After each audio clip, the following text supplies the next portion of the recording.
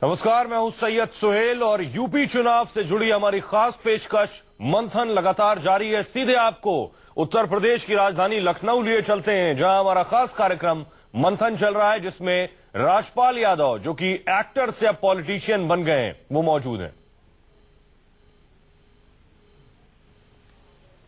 नमस्कार, मैं हूं संदीप चौधरी। न्यूज 24 की खास पेशकश यूपी मंथन में आपका स्वागत है। विधानसभा चुनाव का शंखनाद हो चुका है। मैं बैठा हूं यूपी की राजधानी लखनऊ में और उत्तर प्रदेश की राजनीति में एक लफ्ज है, एक अल्फाबेट है, एम फैक्टर।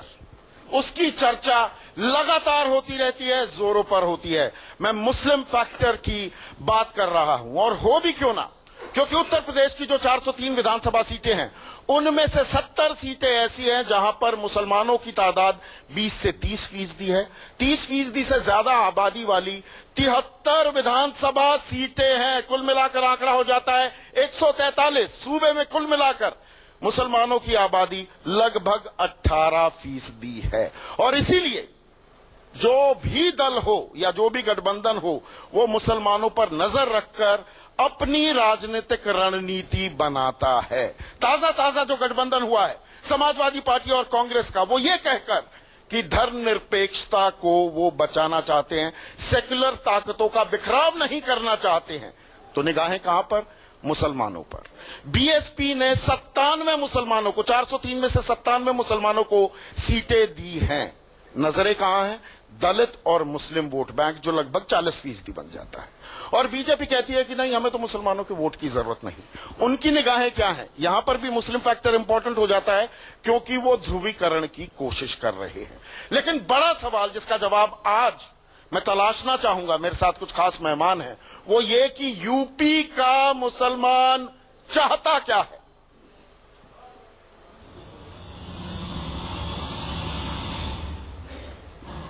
क्या कहता है यूपी का मुसलमान?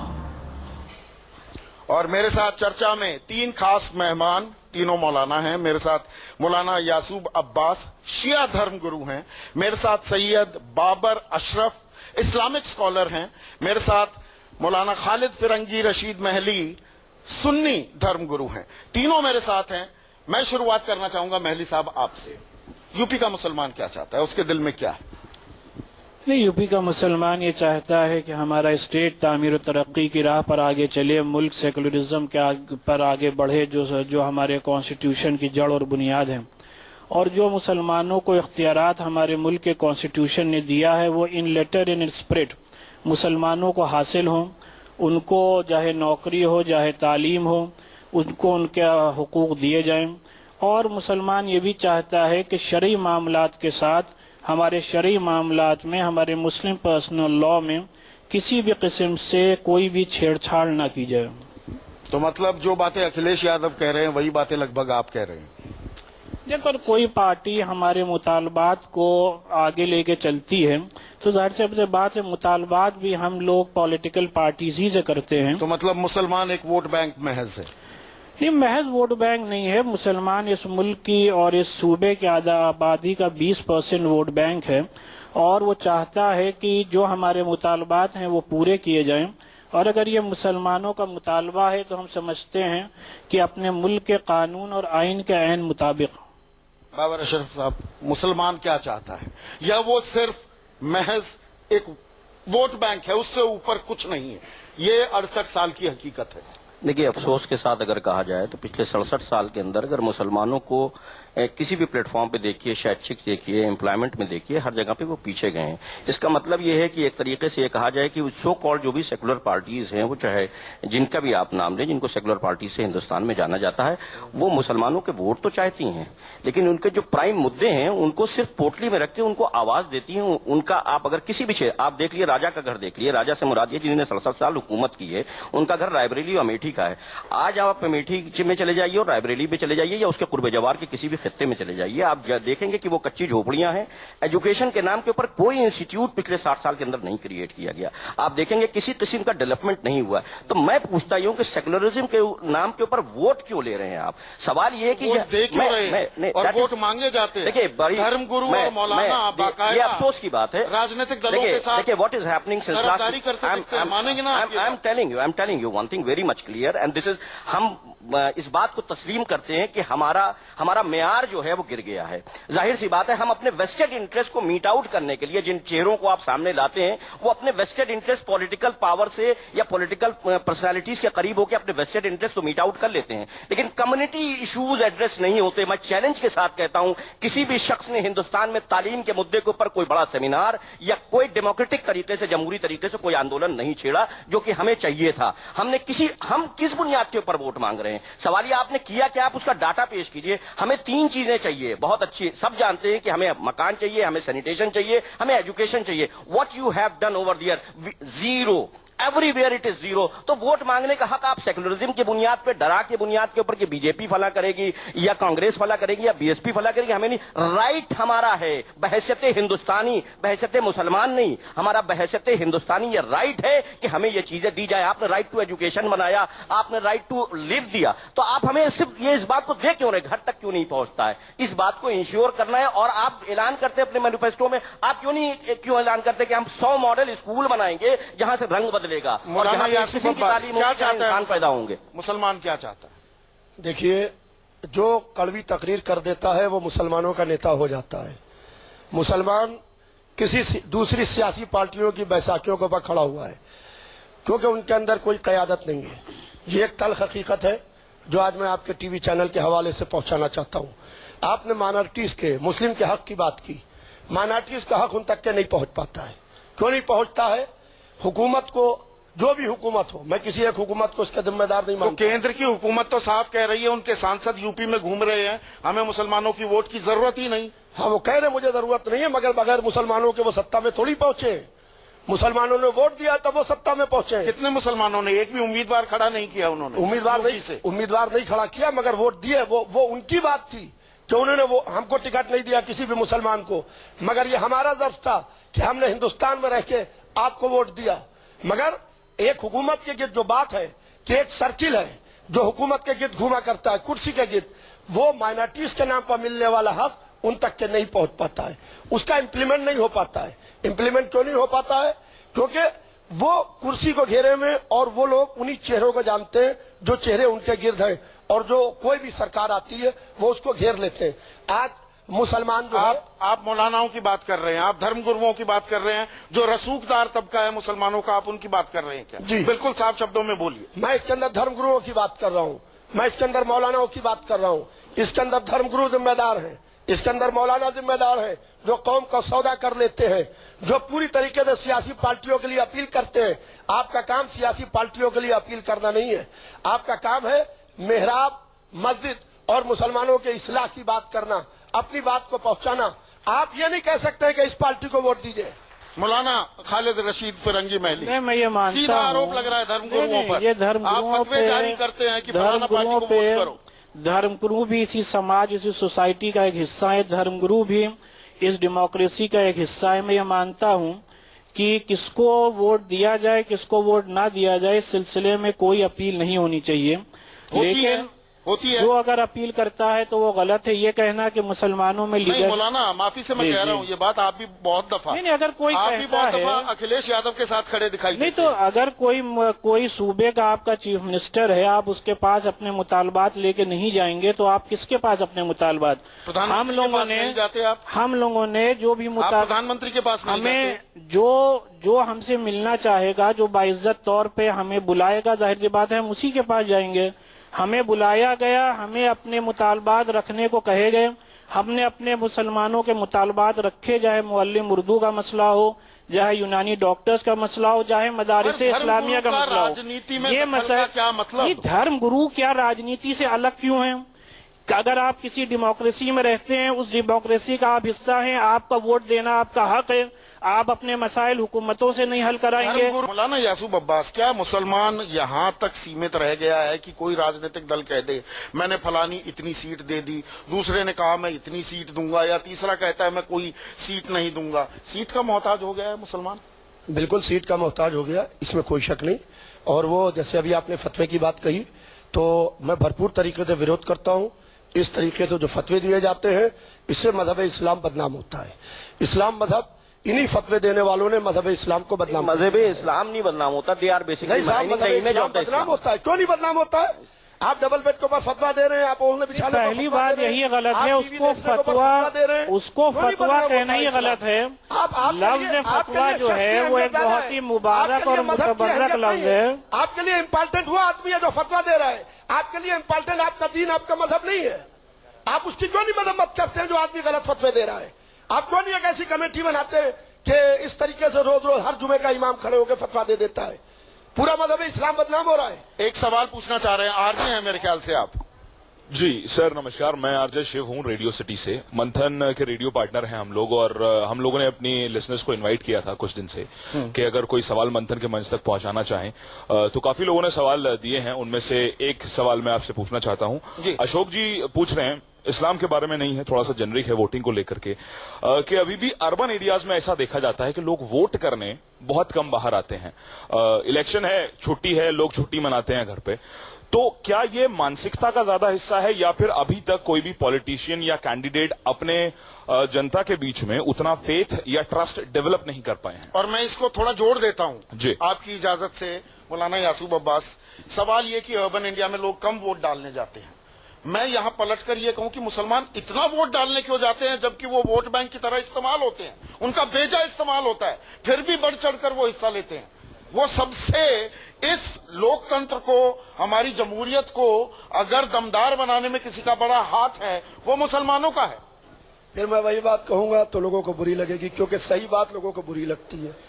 देखिए, मुसलमान इसलिए ज्यादा तादाद में वोट डालने निकलता है क्योंकि पॉलिटिकल पार्टी से ज्यादा, कैंडिडेट से ज्यादा उनके उलमा जो हैं उनसे अपील करते हैं कि आप निकलिए, आप मतदान कीजिए। तो वो अपने उलमा की बात सुन के जाते हैं मतदान करने के लिए। इसीलिए हर पॉलिटिकल पार्टीज की निगाह जो है वो मुस्लिम वोट के ऊपर रहती है।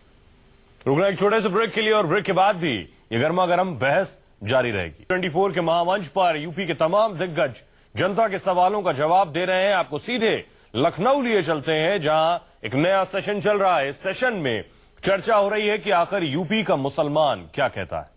सवाल ये है, बातें हो रही हैं काफी, लेकिन मेरा ये कहना है कि अब मुस्लिम कम्युनिटी, मैं मुस्लिम हूँ, Tahira Hasan, all India progressive women association की नेशनल वाइस प्रेसिडेंट हूँ। मेरा मानना है कि मुस्लिम ऐसा अब उलेमा के ग्रिप में नहीं है, अपनी सोच समझ से दे रहा है। सवाल ये है कि यहाँ पे जो बैठे हैं, मैं यासूब से भी पूछना चाहती हूँ कि क्या कभी आप लोगों ने ये बात कही कि रंगनाथ कमीशन का इम्प्लीमेंटेशन हो, इसके लिए क्या हम सड़कों पे उतरे? क्योंकि उससे अकेला कमीशन है जिसमें कहा गया है कि नवोदय के तर्ज पे डेंस मुस्लिम एरिया में स्कूल होना चाहिए। जब रंगनाथ कमीशन कहता है नवोदय के तर्ज पे, तो it means quality of education मुसलमानों में दिया जाए, जिससे कि गैप जो है, जो उनके अंदर बेदारी नहीं आ रही है, बहुत हाशिया पे समाज है, वो बेहतर हो। इसमें भी थोड़ी बात होनी चाहिए। जब हम बात फिरंगी महली साहब, आप लगातार गिनवा रहे, देखिए बड़ा वाजिब सवाल है। रंगनाथ मिश्रा कमीशन के रिकमेंडेशन के इम्प्लीमेंटेशन के लिए हम लोगों ने इस्लामिक सेंटर की तरफ से सन 2010 में एक बड़ा प्रोग्राम किया था, जिसमें लाखों की तादाद में लोग आए थे। आप लोगों ने खुद उसकी कवरेज की थी। मुस्लिम लीडरशिप की तरफ से बार बार ये डिमांड्स हुकूमतों से की जाती रही हैं कि रंगनाथ मिश्रा कमीशन की रिकमेंडेशन का इम्प्लीमेंटेशन हो। मैं बार बार ये बात कहता हूँ रंगनाथ मिश्रा कमीशन के लिए कि रिपोर्ट्स लागू होना चाहिए। और अभी मैंने सच्चर कमीशन के मामले के ऊपर भी मामले को उठाया है पूरी तरीके से, ये आपकी नॉलेज के लिए। जी, राजीव रंजन मेरे सहयोगी सवाल पूछना चाह रहे हैं। मेरा सवाल तीनों लोगों से है कि उत्तर प्रदेश के चुनाव में इस बार असदुद्दीन ओवैसी आ रहे हैं, उनके सारे उम्मीदवार मुस्लिम हैं, मुसलमानों की बात करते हैं, मुसलमानों का चेहरा बने हुए हैं। आप तीनों लोगों का, असदुद्दीन ओवैसी के बारे में तीनों लोगों की राय क्या है? मौलाना फिरंगी महली, आपसे राय का इजहार जो है वो सही तौर पर इलेक्शन ही में किया जाएगा। कोई राय नहीं है अभी फिलहाल। मैंने कहा ना, एक तरफ सिर्फ कुछ लोग मुसलमानों को उतार रहे हैं, कुछ लोग सिर्फ नॉन मुस्लिम्स को उतार रहे हैं। इस वजह से बेहतर यह है कि इस सूबे का जो सेकुलर इंसान है वो अपनी मर्जी से वोट दे करके जिसको चाहेगा उसको चुनेगा। बाबर अशरफ साहब, मेरा तो साफ मानना है कि मुसलमानों को जज्बात की बुनियाद के ऊपर या भड़का के किसी किस्म के फैसले को नहीं लेना चाहिए। उसको ये देखना चाहिए कि कौन है वो, आपके इलाके में कौन सबसे अच्छा है जो आपके मुस्लिम लीडरशिप क्यों नहीं बन पाती? उत्तर प्रदेश में मुसलमानों की रहनुमाई दूसरे लोग क्यों करें? मुसलमान क्यों नहीं बनता नेता? नहीं, बिल्कुल बनना चाहिए। मैं तो कह रहा हूं कि आप इस नहीं बनता क्यों नहीं है? बनना चाहिए, मत बताइए मुझे। देखिए, जिस किस्म का समाज बन गया है पिछले 30-35 साल के अंदर, उसके अंदर थाना और ये आवाज क्यों नहीं उठती मुस्लिम समाज से? मुसलमान नेता है, मुस्लिम मैं बहुत साफ से कह रहा हूं, कह रहा नहीं आपने सो कॉल जिस पार्टी में मुस्लिम लीडरशिप नहीं है, आप हमें देखिए, बताइए। आप बहुत साफ से बात समझे। सदारत कौन कर रहा है? मुसलमान किस राजनीतिक दल की तमाम सदारत कर रहा पार्टीज है? में मुस्लिम आप लीडरशिप अगर चेहरे के नाम पे देखेंगे कि मुस्लिम समस्याओं के ताल्लुक से जितने मुस्लिम लीडर्स आए, आप बैठा लीजिए, उनको समस्याएं तक नहीं मालूम है, और जिस वक्त आते हैं वो सिर्फ डेवलपमेंट और पीस की बात करके चले जाते हैं। कोई भी लीडर क्यों नहीं यकजहती होती है इस बुनियाद के ऊपर कि मुसलमानों का डेवलपमेंट होगा? क्यों अपोजिशन और नॉन अपोजिशन की राजनेता बात के होती नाम पर, नेतागिरी के नाम पर मुसलमान जो नेता हैं भी वो महज शो पीस हैं। सही या गलत? पहले तो मैं आपकी बात का जवाब दे दूं कि ओवैसी के लिए जो आपने तीनों से सवाल किया, ओवैसी साहब बाकायदा उतारे गए हैं उत्तर प्रदेश के इलेक्शन में। अभी बिहार में उतर के वो अपनी हालत देख चुके हैं। उत्तर प्रदेश में सिर्फ आए हैं वोट के बंटवारे के वास्ते, कड़वी तकरीरें करते हैं और कड़वी तकरीरें करके हिंदुओं को मुसलमानों से दूर करने का काम कर रहे हैं। हिंदू और मुसलमान दो आंखें हैं।